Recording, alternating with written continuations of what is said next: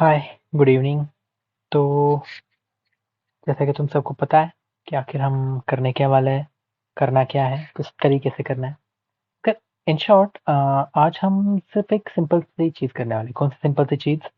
जो थोड़ा-सा ओवरव्यू है। मतलब देखो, तुम्हें पता है मतलब जो क्लास को कंटिन्यूअसली आ रहा है, उन बच्चों को तो ये बात पता है कि आखिर हमें एक सिलेबस को, बायोलॉजी के सिलेबस को किस लेवल पर लेकर चलना है। अब सवाल ये आता है, किस लेवल पर मतलब क्या?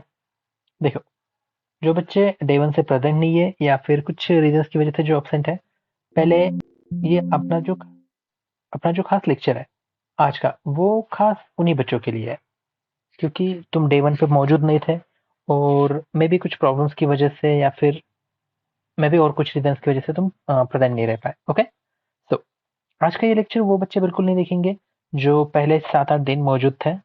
ओके, बेवजह हम उन्हीं चीज़ों में टाइम वेस्ट नहीं करने वाला है। Okay, so without any further delay let's start. देखो, हर कोई यही चाहता है कि हमें नीट क्वालिफाई करना है, राइट? नीट क्वालिफाई करने के लिए हर किसी को ये बात पता है, हमें चाहिए फिजिक्स, हमें चाहिए केमिस्ट्री, हमें चाहिए बायोलॉजी। सही है? फिजिक्स, केमिस्ट्री एंड बायोलॉजी, इनका वेटेज हर किसी को पता है, 180, 180 एंड 360। ओके, ये बेसिक बात है जो हर किसी को पता होती है। फिर हम एक तो सबसे पहले शुरुआत हम फिजिक्स से करने वाले थे, बट फिर भी मैं बायोलॉजी सिखाना शुरू कर रहा हूँ। बायोलॉजी सिखाना शुरू करने के पीछे का इकलौता वो मकसद ये है कि बायोलॉजी 360 मार्क्स कैरी करता है। ओके, तो हम चाहते हैं अपना जो टारगेट रहेगा नेक्स्ट 2 इयर्स के लिए, वो ये होगा कि हमें 330 प्लस स्कोर लेकर आना है। कितना स्कोर लाना है? 330 प्लस। हर एक को, अपने क्लास में जितने बच्चे हैं हर एक को 330 प्लस स्कोर लेकर ही आना है, अपने पास ऑप्शन ही नहीं है। ओके, सो दैट्स व्हाई हम ये बात करने वाले हैं। अब सवाल ये आता है, अगर तुम्हें याद होगा, जब हम डे वन पे ना रीडिंग शुरू किए थे, याद है? मैंने तुम्हें लिविंग ऑर्गेनिजम्स के बारे में बताया था। हाँ, हम एकदम डिटेल में देखेंगे हर एक चीज, बट ये थोड़ा सा इंट्रोडक्शनरी लेक्चर है, तो इसमें शायद थोड़ा सा अपना 10-15 मिनट नहीं, ज्यादा ही टाइम जाएगा इस वीडियो में, बट इंट्रोडक्शन जरूरी है। ओके, हम लिविंग ऑर्गेनिजम्स के बारे में पढ़ रहे थे, याद है? जब मैं तुम्हें लिविंग ऑर्गेनिजम्स के बारे में बता रहा था, इफ यू रिमेम्बर, मैंने तुमसे कहा था कुछ इंपॉर्टेंट चीजें, जैसे कि मैंने तुम्हें लिविंग ऑर्गेनिजम्स के सारे कैरेक्टरिस्टिक्स बताए, याद है ना? मैंने तुम्हें कैरेक्टरिस्टिक्स बताए, किसके? लिविंग ऑर्गेनिजम्स के। हमने उसके बारे में इन डिटेल स्टडी की। बट इफ यू रिमेम्बर, यही प्रॉब्लम जो तुम में से बहुत सारे बच्चों को बार बार आएगी, तुम जब एनसीईआरटी खोलकर बैठे तो एनसीईआरटी रीड करते हुए तुम्हें कुछ भी समझ में नहीं आया। कैसा तुम में से बहुत सारे बच्चों के साथ हुआ? क्लास में जब तुम्हें टीचर ने सिखाया तुम्हें समझ में आ गया, but when you were trying to read the NCERTs, then सारा का सारा अपना स्मार्टनेस, अपनी होशियारी, सब कुछ खत्म होने के ऊपर आ रही थी। याद है हर किसी को? कैसा हर किसी के साथ हुआ है? नॉट हर किसी के, बट मैक्सिमम बच्चों के साथ ये चीज होती ही होती है। ओके, तो फिर आखिर ये चीज हमारे साथ ना हो, इस वजह से क्या हमारे पास कोई ऑप्शन है? हाँ, हमारे पास एक ऑप्शन है। और क्या है वो ऑप्शन? हम उसी के बारे में डिस्कशन करने वाले हैं। ओके, तो डोंट वरी। देखो, हम हमारे सिलेबस को दो पार्ट्स में डिवाइड करने वाले हैं। हम हमारे सिलेबस को दो पार्ट्स में डिवाइड करने वाले हैं। कौन से दो पार्ट्स और किस तरीके से? ध्यान दो, समझो। जब हम क्लास लेंगे, जब हम क्लास लेंगे, हमारी जो ऑफलाइन क्लास होगी, ऑफलाइन क्लास में मैं तुम्हें सारा का सारा कॉन्सेप्ट वाला पार्ट सिखा दूंगा। कॉन्सेप्ट वाली जो बातें होती है वो मैं तुम्हें क्लास में सिखा दूंगा। और जो रीडिंग वाला पार्ट है, जो रीडिंग वाला पार्ट है, क्योंकि सबसे इंपॉर्टेंट बात यही है, मैंने तुम्हें बताया हो, तुम्हें सारी की सारी उम्र याद नहीं रहने वाला है। तुम्हें बाद में जाके वो एनसीईआरटी में से रीड करना है, और जब तुम एनसीईआरटी में से रीड करो तो तब तुम्हें वो समझना है, यही सबसे ज्यादा अहम चीज है। ओके, तो वो रीडिंग वाला पार्ट जो है वो हम यहाँ पर कंप्लीट करेंगे। जो एनसीईआरटी की रीडिंग होगी, तो क्या आपने सिर्फ तुम्हें ऐसा लिटरली ट्रांसलेशन करके बताने वाला हो क्या? Diversity in the living word. Diversity इस वर्ड की मीनिंग होता है वेरिएशन, इनका मतलब अंदर, द एक डेफिनेटिव आर्टिकल है। लिविंग इस वर्ड की मीनिंग होती है जानदार, और वर्ल्ड मतलब दुनिया। क्या हम इस तरीके से डिस्कशन करने वाले? नहीं भाई, हम इस तरीके से डिस्कशन नहीं करने वाले, ऐसे बच्चों वाली बातें हरकतें हम नहीं करेंगे। तो फिर हम आखिर करेंगे क्या? हम जो कॉन्सेप्ट हमने क्लास में समझा है वो बुक में किस तरीके से लिख कर दिए हुए हैं, बुक में किस तरीके से कौन से वर्ड्स इस्तेमाल किए गए और वही वर्ड्स क्यों इस्तेमाल किए गए। मतलब हम बुक को समझेंगे, जो बुक के राइटर्स है आखिर उन्होंने वही वर्ड्स क्यों इस्तेमाल किए, हम बुक की अंडरस्टैंडिंग करेंगे। और देखो हर किसी को पता है, अगर हम बायोलॉजी एनसीईआरटी से एकदम परफेक्ट तरीके से अंडरस्टैंडिंग के साथ करते हैं, देखो रट्टा तो कोई भी मार लेगा, रट्टा तो कोई भी मार लेगा। रट्टा मारना मतलब क्या है, चलो मैं तुम्हें बताता हूँ। ओके, किस तरीके से गलतियां तुम करते हो एज अ स्टूडेंट, तुमसे कौन सी गलती होती है। ओके, जस्ट नाउ इमेजिन मैं तुम्हें कोई चीज सिखा रहा हूँ। ओके, लेट्स से मैं तुम्हें सिखा रहा हूँ कोई श्लोक। ऐसे श्लोक कह के मैं तुम्हें कबीर का दोहा बताने वाला हूँ, बट चलो चलता है। Okay, one of my favourite, Pahan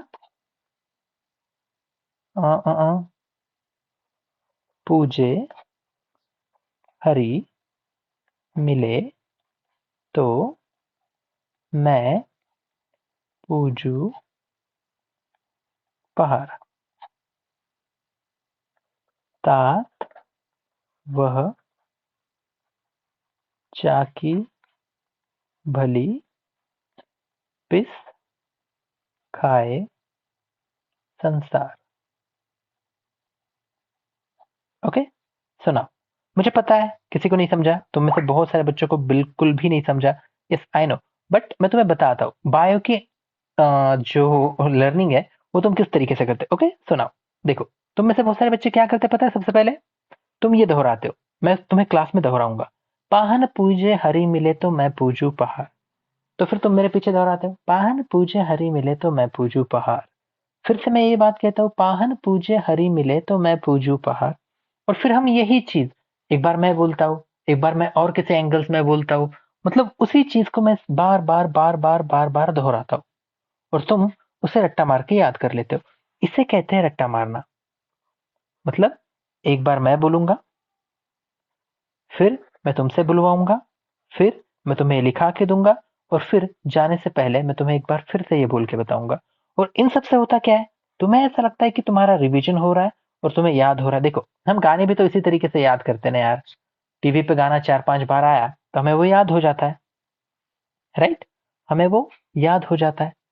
but हमें याद नहीं करना है, हमें समझना है, हमें अंडरस्टैंड करना है। हमें अंडरस्टैंड क्यों करना है, क्योंकि हमें जब एक बार अंडरस्टैंड हो जाता है ना, तो बाद में रिवाइज करना आसान होता है। क्या रट्टा मार के तुम बायोलॉजी में स्कोर नहीं ला सकते, बिल्कुल बिल्कुल ला सकते हो, उसमें कोई ये नहीं है, क्या कहते हैं उसे, दो मत। बट एज अ स्टूडेंट तुम्हारा काम ये होता है कि तुम्हारे अंदर समझदारी आनी चाहिए, तुम्हारे अंदर समझदारी आनी चाहिए, अंडरस्टैंडिंग आनी चाहिए। Okay, so what is going to be our main purpose, हमारे ये 2 साल में, हमारे ये 2 साल में हमारा खास मकसद किस चीज के ऊपर रहने वाला है। हमारा मकसद रहने वाला है कि हम चाहते हैं बायोलॉजी में अपने क्लास का हर एक बच्चा 330 प्लस लाए। तो क्या ये पॉसिबल है, बिल्कुल पॉसिबल है।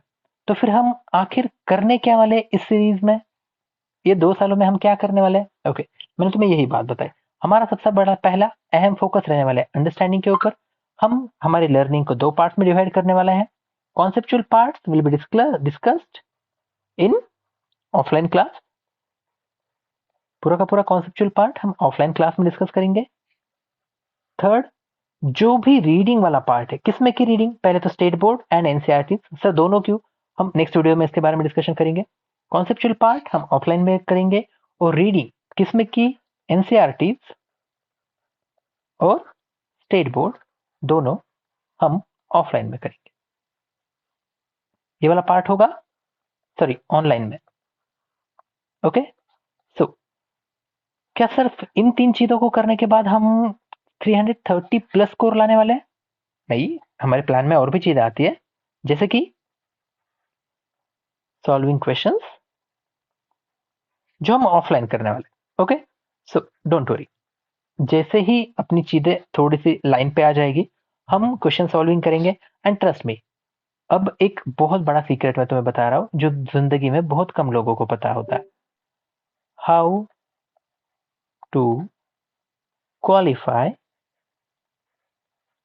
Any exam. क्या वर्ड इस्तेमाल कर रहा हूं मैं? How to qualify any exam. Sir any बोल रहे हो आप? हाँ, एनी, कोई भी एग्जाम को कैसे क्वालिफाई करता है। वेरी गुड फैदा, वेरी गुड आवेज, बहुत अच्छे बहुत अच्छे। जिन जिन को वो मैंने बोला हुआ याद आया ना, बहुत अच्छे। मुझे पता है तुम दोनों को तो वो पक्का याद आया होगा। मनोवर, अब्दुल रहमान, हर किसी को याद आया ही होगा। I hope so. हाँ, मैं बहुत बार दोहरा चुका हूँ। ओके, तो क्या करते हैं हम?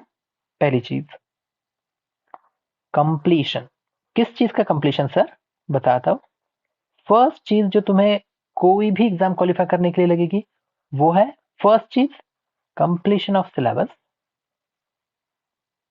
Second, after that revision, and the third and most important thing is practice. सबसे पहले सबसे अहम चीज जो तुम्हें करनी है, तुम में से हर किसी को करनी है, वो है भैया सिलेबस कंप्लीट कर। जितने टॉपिक्स है सारे के सारे रीडिंग करके, अंडरस्टैंडिंग करके हो जाने चाहिए। पहला काम ये। जैसे ही कंप्लीशन होगा, सेकंड रिवीजन। तो क्या सारा का सारा सिलेबस होने तक वेट करेगा क्या? नहीं बुद्धू, सारा का सारा कंप्लीट होने तक नहीं। एक टॉपिक हुआ, रिवाइज कर। सेकंड टॉपिक हुआ, पहला भी पढ़ दूसरा भी पढ़। तीसरा टॉपिक हुआ, पहला पढ़ दूसरा पढ़ तीसरा पढ़। Okay, that's how revisions are done. Okay, सबसे पहले सिलेबस कंप्लीट सीख, उस चीज का बार बार बार बार बार बार रिवीजन कर। मतलब देखो, तुम्हें याद है ना, मैंने बिलाल से सवाल करा था कि वो हर्बैरिया में वो आ, किसका एलिमेंट्स बुक कहाँ पर लिखी हुई है, उसने बताया था इधर करके, याद है ना? राइट हैंड साइड में नीचे कॉर्नर पर बताया था। ओके, हमें उस तरीके से उस लेवल पे सारी की सारी बुक याद होना। तो सर आप भी तो रट्टा ही मरवा रहे हो। नहीं, हम वहां पर जो चीजें बताई गई है, वो जो हमसे चाहता है कि हमें क्या सीखना है, हम उसके बारे में डिस्कशन कर रहे हैं। ओके, तो आई होप कि तुम्हें इसमें दिक्कत ना हो। And what is practice sir? Practice मतलब जो प्रीवियस ईयर क्वेश्चंस है, जो एनसीईआरटी एग्जाम्पलर रहो या फिर एमटीजी के और अरिहंत के बहुत सारे पब्लिकेशंस के ऐसे बुक्स हैं जिसमें एनसीईआरटी का लाइन टू लाइन क्वेश्चंस पूछे गए। ओके, उनकी हमें प्रैक्टिस करनी है। सर उनकी हमें क्यों प्रैक्टिस करनी है? ताकि हम एग्जाम क्वालिफाई कर सके। अपना अल्टीमेट एम यही रहने वाला है कि हम एग्जाम क्वालिफाई करनी है। Okay, so that's why what we are going to do, that we are going to practice it. Okay, तो अभी ये 12 मिनट का वीडियो हुआ है, सो काफी हुआ। तो फिर अभी जो मैं 10-15 मिनट बाद जो नेक्स्ट वीडियो डालूंगा, तो उसमें मैं तुम्हें क्या बताने वाला हूँ समझो। उसमें मैं तुम्हें ये बताने वाला हूँ कि हमें बायोलॉजी का सिलेबस ये 11th में किस तरीके से, how we are going to study. और हमें, sir how we are going to study मतलब क्या? हम फर्स्ट टॉपिक कौन सा पढ़ने वाले हैं, सेकंड टॉपिक कौन सा पढ़ने वाले हैं, एंड थर्ड टॉपिक कौन सा पढ़ने वाले हैं, हम किस सीक्वेंस में स्टडी करने वाले हैं, हम इसके बारे में बात करेंगे। तो में से बहुत सारे बच्चों को ये हम मतलब जो ऑफलाइन में मौजूद थे उन्हें पता है, बट तुमने जो अलग अलग रीजंस की वजह से तुम अभी आए नहीं हो, उन बच्चों के लिए मैं ये दोहरा रहा हूँ। ओके, सो अभी के लिए इस वीडियो के लिए बाय बाय। आई होप तुम अच्छे होंगे, और बाकी सब वही रिकामी बातें जो चलती रहती है। Take care, bye bye bye bye bye. Okay, so next video डालता हूँ, उसमें हम इन चीज़ों के बारे में डिस्कशन करेंगे। ओके, सो बाय।